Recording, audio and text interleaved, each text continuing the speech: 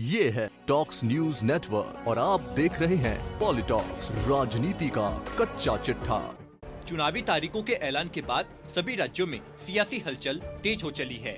देवभूमि उत्तराखंड की बात करें तो यहाँ सत्ताधारी पार्टी बीजेपी प्रधानमंत्री मोदी के सहारे सत्ता में वापसी की आस लगाए बैठी है। वहीं सूबे की प्रमुख विपक्षी पार्टी कांग्रेस बीजेपी के खिलाफ मौजूदा एंटी इनकम्बेंसी और एक के बाद एक मुख्यमंत्री बदले जाने को लेकर जनता के विरोध का फायदा उठाकर प्रदेश की सत्ता में आने की तैयारी कर रही है। सूबे के पूर्व मुख्यमंत्री हरीश रावत के रामनगर सीट से चुनाव लड़ने के ऐलान के बाद एक और रावत ने बगावती सुर अपना लिए हैं। कांग्रेस के कार्यकारी अध्यक्ष रणजीत सिंह रावत ने बड़ा दावा ठोकते हुए प्रदेश की सियासत में भूचाल ला दिया है। वहीं हाल ही में भाजपा से निष्कासित किए गए हरक सिंह रावत के कांग्रेस में शामिल होने के बाद से प्रदेश की सियासत में एक अलग ही गर्माहट पैदा हो गई है। सबसे पहले बात अगर की जाए तो कांग्रेस पार्टी ने प्रदेश के पूर्व मुख्यमंत्री एवं हरदा के नाम से मशहूर हरीश रावत को रामनगर सीट से उम्मीदवार बनाकर एक बड़े सस्पेंस को खत्म कर दिया। लेकिन पार्टी में छिड़ी आपसी जंग भी इससे उजागर हो गई है। कांग्रेस के कार्यकारी अध्यक्ष रणजीत सिंह रावत ने बड़ा दावा ठोकते हुए कहा कि पार्टी ने उन्हें रामनगर सीट से टिकट दिए जाने को लेकर आश्वस्त किया था, लेकिन दिया किसी और को। अब सियासी गलियारों में चर्चा है कि प्रदेश कार्यकारी अध्यक्ष बगावत कर निर्दलीय चुनाव लड़ सकते हैं। यहाँ तक कि उनके बेटे ने तो निर्दलीय नामांकन भरने की कवायद शुरू कर दी है।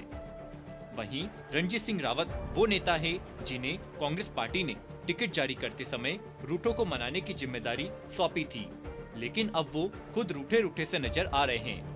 इसे लेकर रावत का कहना भी है कि अब पार्टी ने मुझे ही रूठों की श्रेणी में रख दिया है।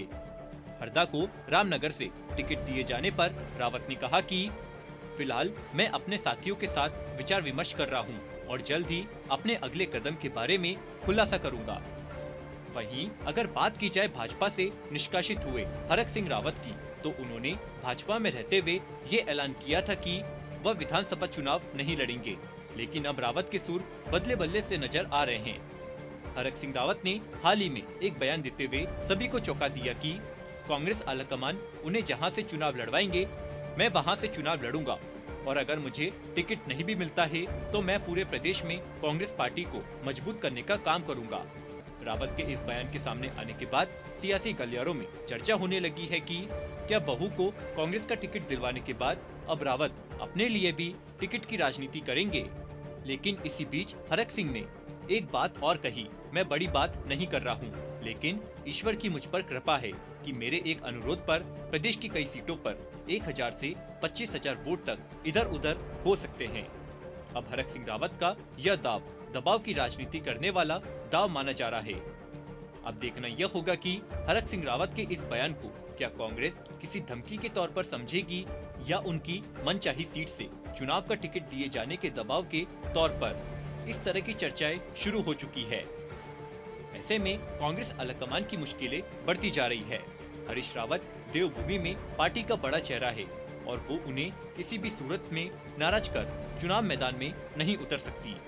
वहीं रणजीत सिंह रावत पार्टी के कार्यकारी अध्यक्ष है। ऐसे में अगर वे पार्टी से अलग होकर किसी अन्य दल में जाते हैं या फिर निर्दलीय चुनावी ताल ठोकते हैं, तो ये हरदा और कांग्रेस दोनों के लिए मुश्किलें पैदा करने वाला होगा। वहीं पुनः घर वापसी करने वाले हरक सिंह रावत पहले तो शांत दिख रहे थे, लेकिन अब वे आलाकमान पर दबाव की राजनीति करने की तैयारी कर रहे हैं। ऐसे में कांग्रेस आलाकमान के सामने चुनाव से पहले हरीश, रणजीत और हरक 3 रावत के रूप में बड़ी मुसीबतें सामने खड़ी है। अब देखना ये होगा कि पार्टी में उठी इस सियासी लहर को कांग्रेस किस तरह शांत कर पाती है। पॉलिटॉक्स ब्यूरो, उत्तराखंड। ये है टॉक्स न्यूज नेटवर्क और आप देख रहे हैं पॉलिटॉक्स, राजनीति का कच्चा चिट्ठा।